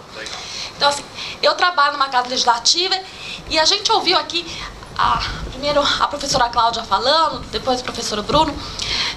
As pessoas falam muito mal e pensam muito mal dos vereadores, deputados e tal. E a gente ouve, a gente vê no Facebook, no Instagram, tem várias postagens assim. A bomba joga no Congresso para acabar com o Congresso. Vereador serve para quê? Assembleia Legislativa, se fechar ninguém percebe, né? E aí, qual que é a opinião de vocês sobre isso? Né? O que vocês pensam sobre isso? Qual que é a importância das casas legislativas? Ainda são importantes? Não são mais? Quer começar para tomar uma aguinha? Sim? Então. Tema difícil, hein? Uma pergunta, né? É simples, né? A importância do legislativo. Eu leio, assim, quando eu leio matérias desse tipo, eu fico um pouco angustiada. Pessoal, esse descrédito que as pessoas têm com as casas legislativas. Porque lá onde acontece todo o jogo político, são nossos representantes. A eleição da casa legislativa é pelo modo, pelo sistema proporcional. E me causa um pouco de espanto saber, né, que esse descrédito, ainda mais a gente que trabalha no órgão legislativo, né? A gente escuta muita coisa, né, da população quando vai lá pleitear alguma coisa. Mas parte desse descrédito também vai de um pouquinho de falta de informação do que para que serve cada dessa separação dos poderes, do que serve o legislativo em si. Muita gente cobra o legislativo algo que não é da sua competência, como a gente estava explicando aqui, né? Vem uma cobrança, às vezes, tipo, tudo é culpa do vereador, o vereador, tipo, já, a partir do momento que toma posse, já é corrupto, e não é assim que acontece. Então, a gente já tem esse preconceito com o político, né? E, sendo o executivo hoje, né, que é quem detém toda a prerrogativa de executar as políticas públicas, a gente acaba vendo com bons olhos o executivo, porque ele vai lá, quem me dá, é ele que financia as políticas públicas, é ele que detém o poder orçamentário, e a gente acha que os vereadores estão ali e não servem para nada, né? Só para referendar aquilo que o prefeito encaminha, ou que o chefe do executivo encaminha, né? No caso de outras casas. Mas eu considero de suma importância o legislativo, porque os debates lá são essenciais. Só que falta muito ainda também participação popular nessas casas. A gente tem vários institutos dentro dos regimentos, em todas as casas legislativas, que dá a possibilidade de ter uma maior participação popular. A gente tem audiências públicas, a gente está avançando muito no quesito de transparência pública também, só que eu não vejo muito a participação do povo em utilizar esses instrumentos, de participar mais ativamente desses instrumentos. A gente faz, por exemplo, nas câmaras municipais, em geral, eu tenho contato com várias câmaras aqui da região metropolitana. A gente faz uma audiência pública a respeito de determinado projeto, o quórum é baixíssimo, da população mesmo. A gente vê pequenas lideranças pontuais, mas a gente não vê o povo se manifestando de forma para cobrar mais, sabe? Para fiscalizar mais. Porque eles estão ali para fiscalizar o executivo, mas também precisam ser fiscalizados. E se a gente, enquanto o povo, não fizer, ninguém mais o fará, né? Então, acho que falta um pouco também a gente assumir mais nosso papel de cidadão e cobrar mais. E não simplesmente, não está dando certo, vamos fechar. Não. Lá acontecem debates importantíssimos. Então, falta a gente ficar mais atento, cobrar um pouco mais deles também, né? Pegar um pouco no pé da galera que está lá e aproveitar esses institutos que os próprios regimentos possuem para exercer efetivamente o nosso papel de cidadão. Todos os legislativos hoje têm canais de ouvidoria, tem canais A gente tem uma escola do parlamento que está aqui, querendo ou não, tentando levar um pouco mais de conhecimento sobre esse mundo político. Isso quem está fazendo é o legislativo. Então, você imagina, fechar o legislativo, você está fechando esse canal de comunicação também entre o político e o povo, né? Então é isso, eu acho que um pouquinho menos de preconceito na hora de olhar, um pouquinho mais de conhecimento e cobrar mais, não esperar 4 anos. para fazer isso. Não é só ir lá e tirar, não, é participar um pouco mais. Obrigado.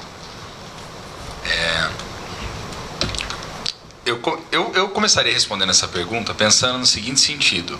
Primeiro que, assim como a gente está falando da democracia, nós não temos uma tradição do legislativo no Brasil, o que é um problema. Porque a gente costuma associar, como a professora falou, a figura do executivo como alguém que tem capacidade de resolver os nossos problemas. E as pessoas sempre esperam muito do executivo para fazer isso. E elas olham o legislativo sempre como peso, como fardo, como aquele que só vai encher o saco e cobrar caro e vai ficar impedindo o executivo. Demora para fazer, fica enrolando, né? Por que já não faz logo? Por que não resolve? Por que essa reforma da Previdência não sai logo ou não sai? Decide as coisas logo. A gente tem muita pressa. Por quê? A gente valoriza o resultado político, não valoriza o processo de construção das políticas, né? Esse é o primeiro ponto.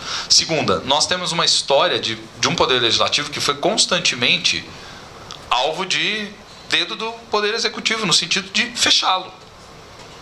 Se não me falha a memória, foram 16 vezes, é isso? Que o poder legislativo foi fechado? Acho que foi isso. Posso estar exagerando aqui, vai? Foi mais de 10, vamos por assim. Eu não lembro se é 15, mais de 10 foi, certeza. Mais de 10 vezes que o Parlamento Nacional foi fechado ao longo da sua história. Ingerência completa. Então o que acaba acontecendo? A gente foi criando uma percepção de que o Parlamento não serve para absolutamente nada. Ele é um peso, ele é um fardo que a gente tem que acabar carregando. E aí tem vários problemas. Por quê? Porque primeiro que a gente, ao olhar dessa maneira negativa para o papel do legislativo, a gente não se abre para tentar entender realmente, como a professora disse, o que é o poder legislativo. E a gente não se abre para entender o que é o poder legislativo porque às vezes a gente projeta certo ideal do que a gente gostaria que fosse também o legislativo e de que ele não é. Então você tem um problema que é de ordem cultural, você tem um problema que é de ordem dos atores políticos, porque se você perguntar para muitos também que estão dentro do legislativo, não a galera do nível federal, mas pergunta no nível mais elementar, que são para os vereadores, muitos deles também não têm clareza. Os próprios candidatos nas eleições não têm clareza do que faz ou do que não pode. E nem quando assume, por vezes. Não é à toa que a gente precisa falar o tempo todo em profissionalização desses quadros, em integrá-los a compreender o que faz o poder, né? E a sociedade, por sua vez, também não faz a menor ideia, por vezes, do que esses caras fazem. Eu estou dizendo isso porque, se eu perguntasse aqui para vocês, né, vereador, por exemplo, pode criar projeto para tapar buraco de rua? Um monte de gente ia levantar a mão dizendo que sim.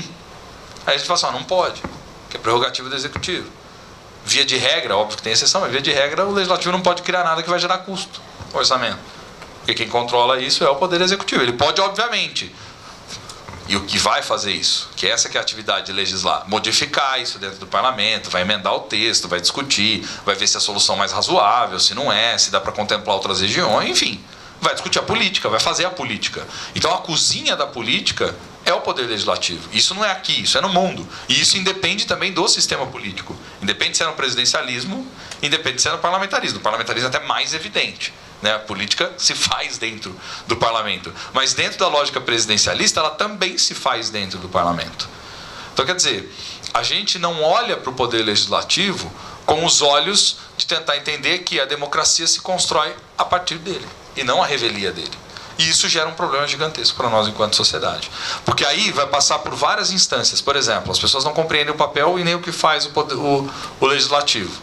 Já vai olhar com os olhos preconceituosos para ele. Quando chega no momento das eleições, a pessoa compreende menos ainda, até porque tem problemas também do nosso sistema eleitoral. Não é problema do nosso sistema eleitoral, tem problemas do ponto de vista de quem olha para as eleições, porque não compreende como funciona o sistema. Aí você vai lá e explica para a pessoa, olha, gente, a representação, ela é assim, assim, assado, porque no final das contas o que importa é o peso dos partidos políticos, a representação partidária. Ah, não, mas eu vou cobrar o Zequinha lá, porque o Zequinha falou para mim que dá para fazer. Calma, o Zequinha até pode ter falado que dava para fazer, mas o Zequinha sozinho não faz nada. Para ele poder fazer alguma coisa, ele precisa decidir dentro do partido, precisa convencer a maioria dos seus pares, etc. Porque é uma casa, é um colegiado, você tem que negociar. A política ela é negociada, né? Então, quer dizer, esse é um problema que acaba se criando. Uma cultura de desvalorização do legislativo e uma incompreensão do que faz o parlamento. A professora Cláudia tinha falado muito isso, que as pessoas confundem muito a negociação com negociata, né? Acham assim, negociação é ruim, o lobby é uma coisa ruim, uma coisa assim. E não. Por fim, a gente está com um tempinho bem curtinho aqui, só para a gente finalizar. Eu sei que é longo aqui, sei para as perguntas. Não, mas assim, MP, né, medida provisória e decretos, combinam com democracia? Tem exagero aqui disso, professor? É uma pergunta dura. Talvez a galera aí do direito vai me condenar, mas enfim. Eu acho que combina com democracia, desde que seja usada em condições especiais do que foi pensada para ser utilizada, desde que ela não seja a regra, mas ela seja a exceção. Quando ela se torna a regra, ela na verdade evidencia dentro do nosso sistema presidencialista uma situação de fragilidade em conseguir compor politicamente. Eu vou dar um exemplo com base num dado real agora. O governo Bolsonaro, por exemplo, emitiu em início de governo uma maior quantidade de medidas provisórias do que governos anteriores. E várias delas, inclusive, chegaram no ponto de ser votadas e caducaram. Não foram adiante, algumas foram aprovadas porque havia também um interesse por parte do Legislativo. Mas por quê? Isso se deve ao fato de que nós estamos num momento em que o governo tem profundas dificuldades de conseguir formar maioria, porque criou uma narrativa e apresentou essa narrativa para a sociedade de que precisamos acabar com essa lógica do toma lá, dá cá. Porque essa lógica do toma lá, dá cá é a raiz dos jeitinhos, dos problemas, etc. Na verdade, esse negócio do toma lá, dá cá, a gente precisa traduzir isso de maneira clara. Isso é o funcionamento do sistema de presidencialismo de coalizão. Você precisa formar uma maioria, uma base. Se você não forma, não significa que amanhã cedo vai acabar o governo, mas significa que você vai ter um custo elevadíssimo de aprovação da sua agenda. E, portanto, você vai ter que negociar ad hoc. Ou seja, você vai ter que negociar pauta por pauta. O governo chegou até a ventilar no começo do mandato, por exemplo, a possibilidade de utilizar-se de bancadas suprapartidárias, vamos dizer assim, a partir da lógica das frentes ou das bancadas específicas, bancada do boi, bancada da bala, etc., como um caminho, como um atalho para tentar aprovar. Só que isso funciona para pautas que são de interesses dessas bancadas, não para toda e qualquer pauta. Uma coisa é eu discutir a regulação do setor de armas, outra coisa é eu discutir a reforma da Previdência. Você pode ter deputados que concordam aqui, mas discordam aqui. E quando você não tem uma base de apoio e de sustentação que tope tanto o ônus quanto o bônus de fazer parte do governo, inevitavelmente a negociação vai se dar em outros termos. Então você precisa negociar a agenda, cada um em cada instante específico. Como às vezes você precisa fazer com que algumas políticas avancem, você sai na base do decreto da medida provisória, jogando com o tempo ou com a perspectiva de que a longo prazo possa se criar alguma coisa. Hoje em dia, no presidencialismo que nós estamos vivendo agora nesse atual momento, a gente tem vivido muito mais a lógica do constrangimento. Por quê? O presidente se relaciona bem com as redes sociais, vamos dizer assim, fala para aqueles que são os seus, tentam constranger os parlamentares a votar ou adotar determinadas medidas. Então, quer dizer, isso é perigoso. Por quê? Porque a longo prazo tem uma tendência de gerar uma situação completa de ingovernabilidade. Tá ótimo. Você quer acrescentar alguma coisa? Vocês querem acrescentar mais alguma coisa? Alguém tem mais alguma pergunta? Não? Então eu queria agradecer a professora Cláudia, professor Bruno, foi excelente. E obrigado por vocês também estarem aqui. Agora é hora de almoçar, né? Obrigada.